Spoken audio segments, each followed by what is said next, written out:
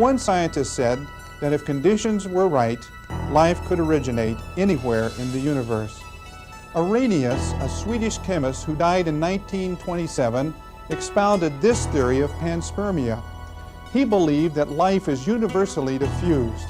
Life, he felt, was constantly emitted from all habitable worlds in the form of spores, which traverse space for years or ages, the majority being ultimately destroyed by the heat of some blazing star, but some few finding a resting place on bodies which have reached the habitable stage.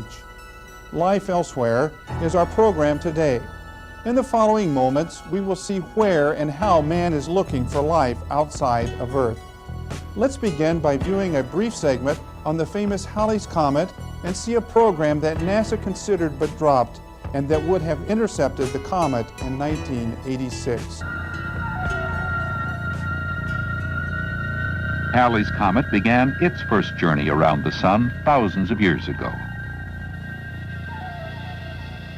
It will come near Earth again in 1986, and NASA and the Jet Propulsion Laboratory are studying a mission to intercept it with a spacecraft.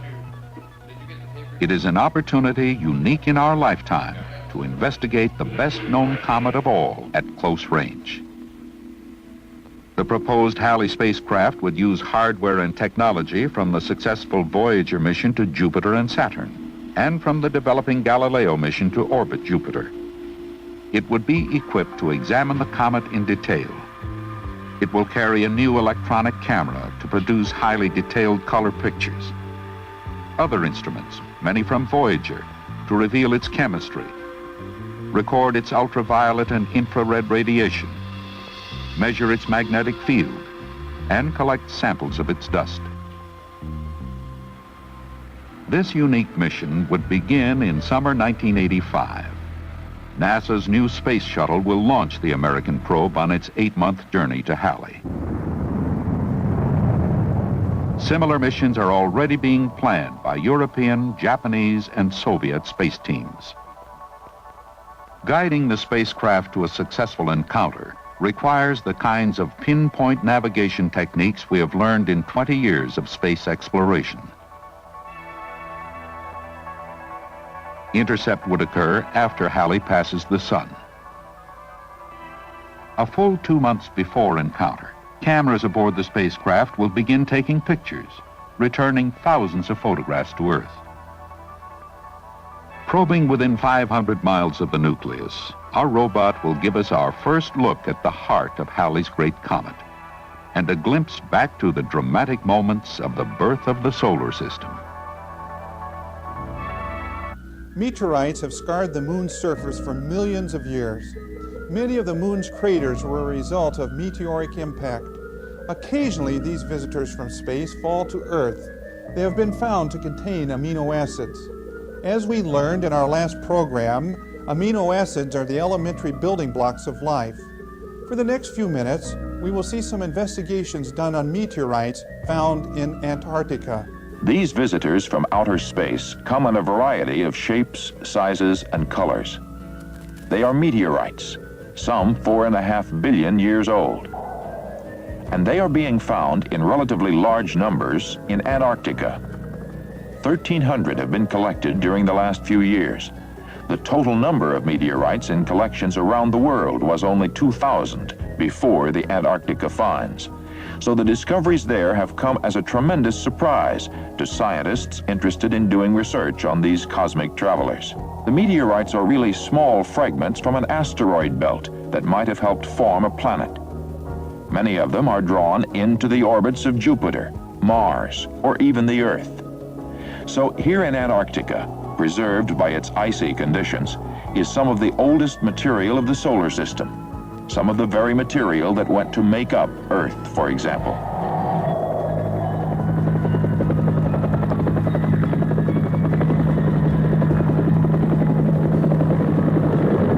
By studying meteorites, scientists hope to find answers to two very fundamental questions. Is there life beyond Earth?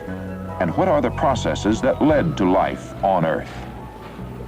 NASA and the National Science Foundation have been working together to preserve the meteorites for careful analysis. At the Johnson Space Center's Lunar Receiving Laboratory, the meteorites are prepared for distribution to scientists all over the world. They are handled similar to the way samples returned from the moon by the astronauts are handled.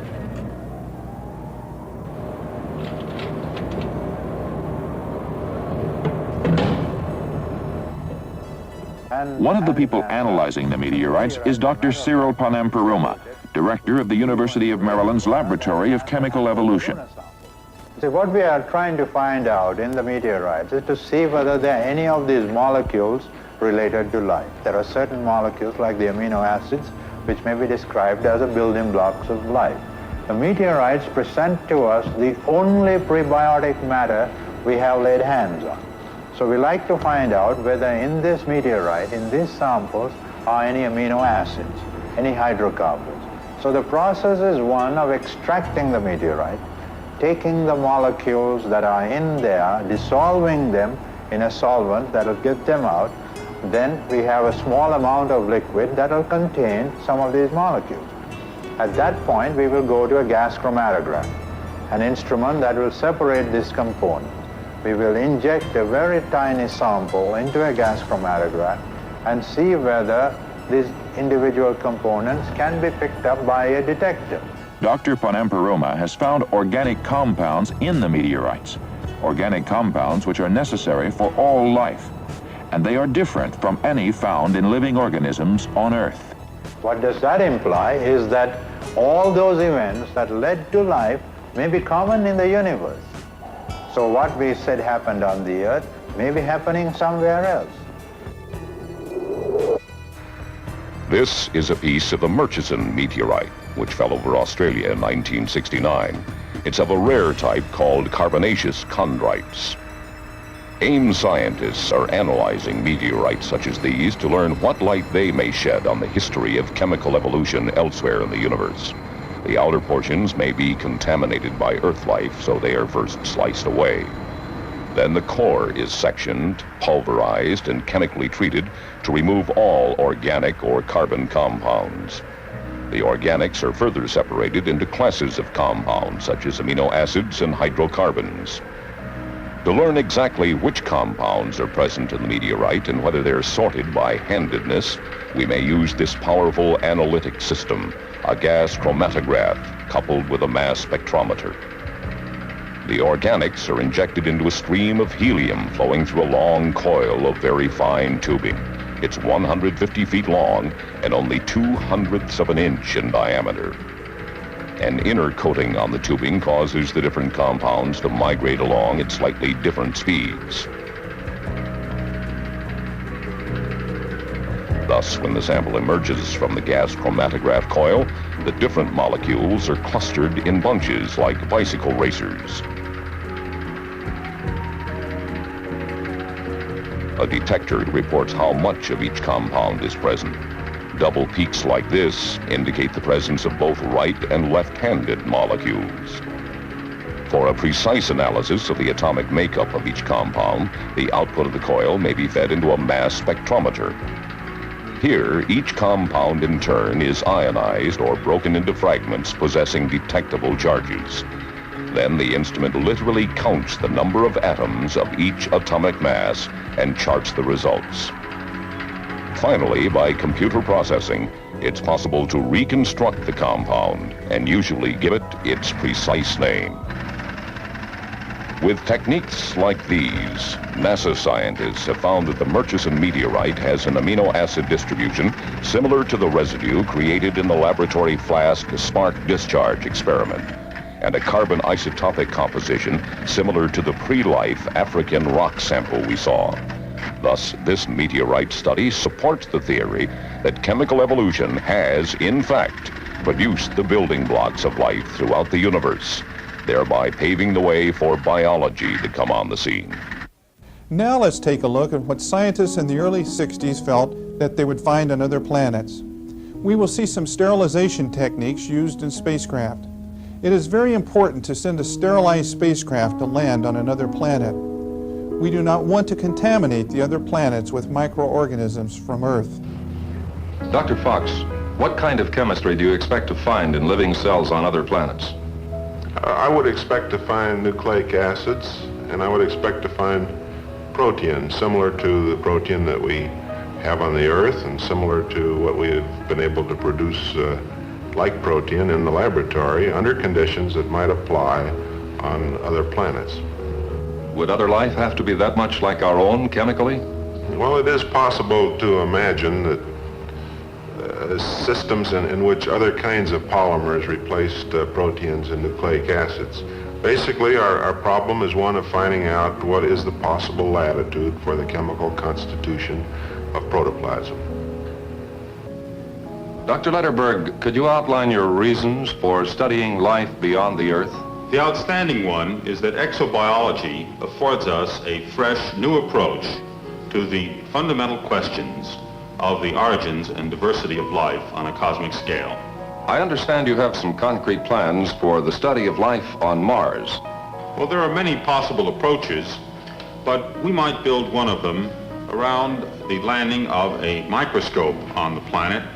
This would be an instrument essentially comparable to the bench model that we have here, although of course it would have to be considerably reduced in size and assembled for automatic operation. Why a microscope? Well, for many reasons, microscopic organisms are good prospects in the search for extraterrestrial life. We should expect such small organisms to flourish best under minimal environmental conditions. In addition, microbes should have evolved before larger organisms have. Then microbes are really the basic form of life. In a sense, at least they are found universally, whereas it might be a matter of some chance whether a single random spot on the Earth's surface contained a larger plant or animal. We could expect to find traces of microscopic life in every drop of water, gust of wind, or a pinch of dust. And the same thing might be true on Mars? Yes, we would think that we would have our best chances of finding microbes on other planets as compared to other organisms. The introduction of microorganisms to a previously sterile or barren planet could result in the rapid spread of these organisms. One may calculate that given dissemination by winds and currents, organisms could occupy a volume the size of the Earth within a matter of days or weeks, limited only by the ultimate exhaustion of the nutrients in the medium. What would be the consequences? Well, among the consequences would be the obscuring of any previous life forms that might have existed, or a chemical alteration of the native surface of the planet. We should also stress that there may be other than scientific values. We do not know the ways in which we will ultimately wish to exploit the resources of the planets.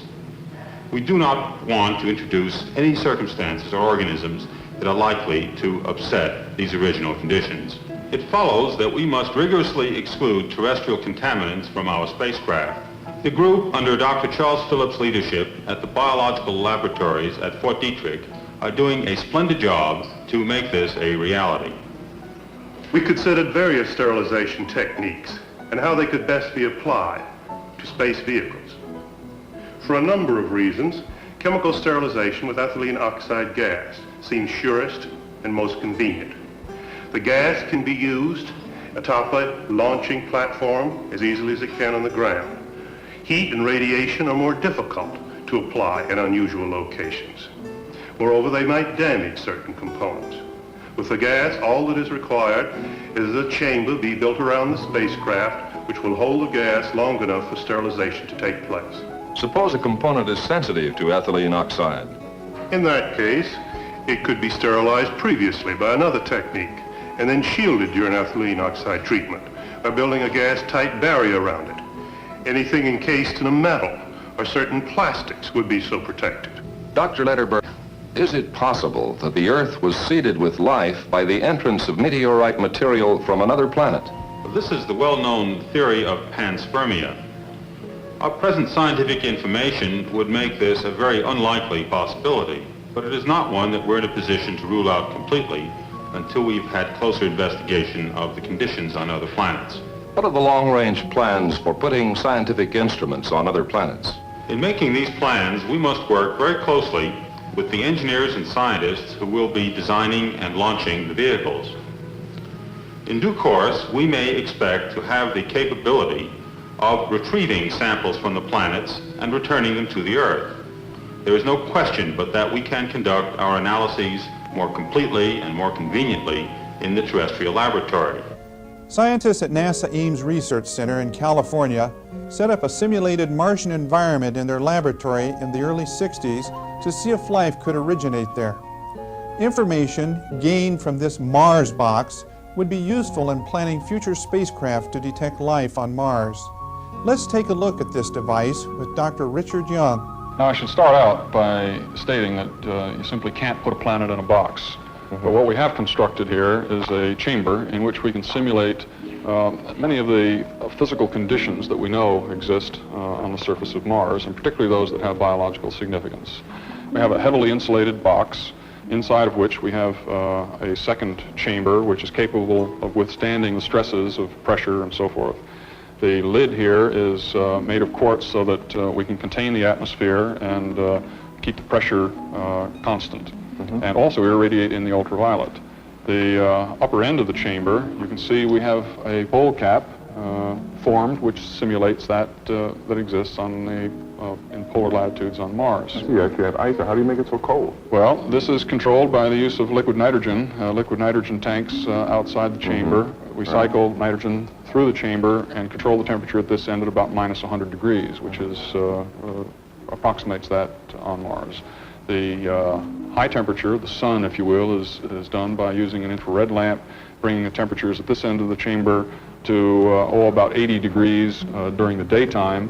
At night, however, it goes down to extremely cold temperatures, perhaps as much as 80 or 90 degrees below zero. So this is the equator, and up there is we have the North Pole. What are all these little aluminum houses or wires? Well, the wires we have in here are actually thermocouples that give us a temperature readout throughout the chamber, so that we know what the temperature is as a function of latitude and as a function of depth in the soil. This temperature then is actually read out for us on a strip chart, giving us at any given time the temperature profile. Cold at this end, this is at the polar end of the chamber then, on up to something like 70 degrees Fahrenheit at this end. The scale is in centigrade. Well, that sounds rather pleasant. Yes, the only problem is that at night it's quite different. At night it gets very cold, and from the point of view of biology, it's a tremendously rigorous environment. Now, we've then taken this chamber, pulled a dry Martian atmosphere through it, assuming that moisture was present on the primitive planet, pulled moisture out as it would have been lost to space. Because of less gravity there. Well, a rarer atmosphere and less gravity, right. The moisture then is controlled by these factors. Our objective was to see whether a permafrost layer, whether ice, would be tied up below the surface of the planet, since the average temperatures are so much colder, about 50 degrees colder than the Earth. In order to do that, we started cycling through Martian day-night and seasonal cycles, and we found that this, by the way, is a longitudinal section of the chamber. We simply cut it in half longitudinally. We find that the temperatures at the polar end are minus 100 degrees, at the equatorial end as high as plus 80 degrees, but perhaps as low as minus 90 degrees cycled daily. We found that a permafrost layer did form, and then a considerable amount of water was tied up below the surface of the planet. This permafrost layer was actually continuous with the pole cap that you can see in the chamber. Trace of water in the atmosphere, carbon dioxide and nitrogen, the primary components of the atmosphere. If this analogy is a good one, then all you need is a hotspot, if you will, a local hotspot on the surface of the planet, melting the permafrost layer, having water percolate to the surface, and you have the Martian equivalent of a hot spring or an oasis where biological activity may be quite abundant, let's say. If there is life on Mars, how would we begin to search for it? Since manned spaceflight to Mars was, and still is, improbable in the near term, we sent probes to do our work. Now we are going to take a look at 3 early probes considered to be used to detect life on Mars. This first device that we see here is called Gulliver.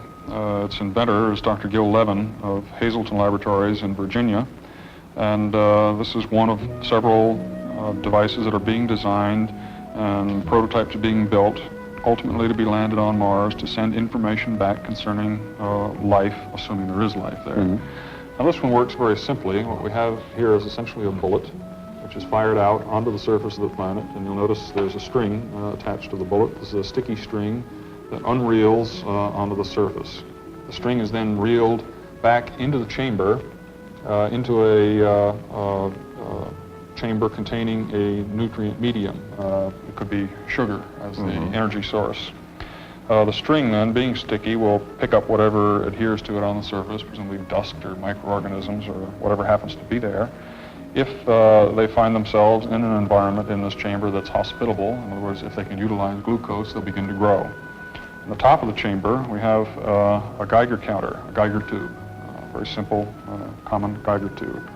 The glucose that's in there will be tagged isotopically. It'll be radioactive because we'll be using C14 in the glucose. If the organisms utilize glucose, they'll evolve then C14O2, carbon dioxide containing radioactive carbon. And all we have to do is count the radioactive carbon as it's evolved, as a gas, as a waste product of biological activity. Now this chamber, or this device, is called the Wolf Trap. It was designed by Dr. Wolf Vishniak at the University of Rochester, and hence the name. It has a sampler as well, which is bounced out of the capsule itself onto the surface. These are both full-scale models, by the way. I see. This then will aspirate a sample by creating a vacuum, suck a sample of dust, if you will, into a chamber which might contain a growth medium very much like this one did. The difference here is that we're monitoring a different end product. In this case, we're looking for changes in pH.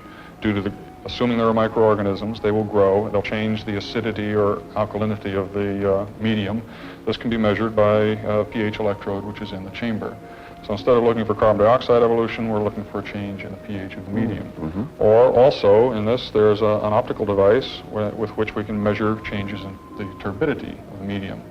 If there are bacteria, for example, and they start to grow, they'll gradually cloud the medium so that the beam of light passing through will be attenuated. And this information also can be telemetered and give us, hopefully, direct evidence of biological activity. Much further down the line, when we have a capability of flying more sophisticated devices, perhaps in the later Voyager program, we would hope to land what amounts to an automated laboratory on the surface of a planet like Mars. It might look something like this, which was developed for us by the Aeroneutronic division of the Ford Motor Company. Is this full size? This is a quarter-scale model, so that the ultimate device might be more like the size of this table. This device it is a laboratory. It's a device that will do a multitude of analyses. It has soil probes, which can be used to loosen up the soil if it should be hard. It has a sample collecting system, which would actually take a core sample, or it might aspirate a sample the way that one does. It might have a sticky string array. The sample then could be brought back into the laboratory, stored for future analysis, treated chemically with an array of solvents, extracted. We have a gas chromatograph in here, a mass spectrometer, an array of spectrophotometric equipment. And it's a laboratory in a modest sense of the word, which we would hope to use on the surface of Mars to look for evidence of all of those basic attributes that we've been discussing: chemistry, metabolism, and growth. And it would take a fairly sophisticated device to do all of these things, needless to say. Of course, the fact that it is so sophisticated presents other problems, engineering problems primarily. The reliability of a device like this might be very difficult to compare to the reliability of a device like this. So we're really talking about a future generation of experimental device here. Life from space. Was the Earth planted with the seeds of life in the past, as Arrhenius supposed? Do comets carry the materials of life about the solar system? We have more theory than evidence, and more studies need to be made.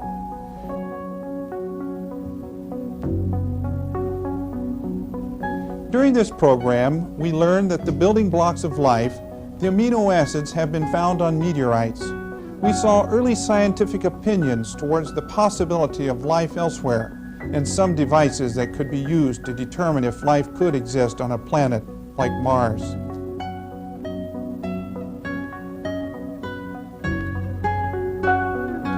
Next week, we will further explore the possibility of life on Mars Jupiter and Venus and see several simulated models and descriptions of the Martian surface.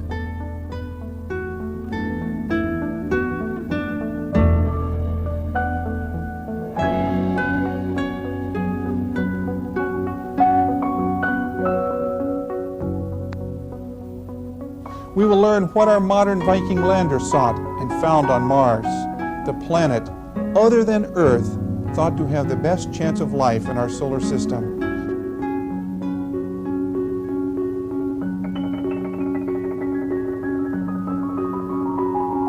Join us then for our next program, Life on 3 Planets Beyond Earth.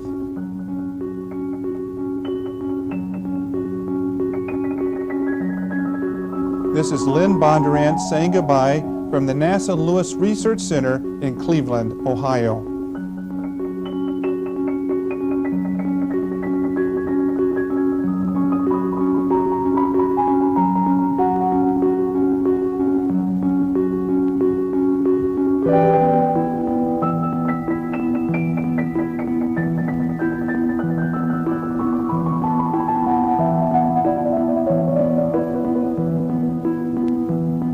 The proposed Halley spacecraft would use hardware and technology from the successful Voyager mission to Jupiter and Saturn, and from the developing Galileo mission to orbit Jupiter. It would be equipped to examine the comet in detail. It will carry a new electronic camera to produce highly detailed color pictures. Other instruments, many from Voyager, to reveal its chemistry, record its ultraviolet and infrared radiation, measure its magnetic field, and collect samples of its dust. This unique mission would begin in summer 1985. NASA's new space shuttle will launch the American probe on its 8-month The Heart of Halley's Great Comet, and a glimpse back to the dramatic moments of the birth of the solar system. Meteorites have scarred the moon's surface for millions of years. Many of the moon's craters were a result of meteoric impact. Occasionally, these visitors from space fall to Earth. They have been found to contain amino acids. As we learned in our last program, amino acids are the elementary building blocks of life. For the next few minutes, we will see some investigations done on meteorites found in Antarctica. These visitors from outer space come in a variety of shapes, sizes, and colors. They are meteorites. One scientist said that if conditions were right, life could originate anywhere in the universe. Arrhenius, a Swedish chemist who died in 1927, expounded this theory of panspermia. He believed that life is universally diffused. Life, he felt, was constantly emitted from all habitable worlds in the form of spores, which traverse space for years or ages, the majority being ultimately destroyed by the heat of some blazing star, but some few finding a resting place on bodies which have reached the habitable stage. Life Elsewhere is our program today. In the following moments, we will see where and how man is journey to Halley. Similar missions are already being planned by European, Japanese, and Soviet space teams. Guiding the spacecraft to a successful encounter requires the kinds of pinpoint navigation techniques we have learned in 20 years of space exploration. Intercept would occur after Halley passes the sun. A full 2 months before encounter, cameras aboard the spacecraft will begin taking pictures, returning thousands of photographs to Earth. Probing within 500 miles of the nucleus, our robot will give us our first look at looking for life outside of Earth. Let's begin by viewing a brief segment on the famous Halley's Comet and see a program that NASA considered but dropped and that would have intercepted the comet in 1986. Halley's Comet began its first journey around the Sun thousands of years ago. It will come near Earth again in 1986, and NASA and the Jet Propulsion Laboratory are studying a mission to intercept it with a spacecraft. It is an opportunity unique in our lifetime to investigate the best known comet of all at close range.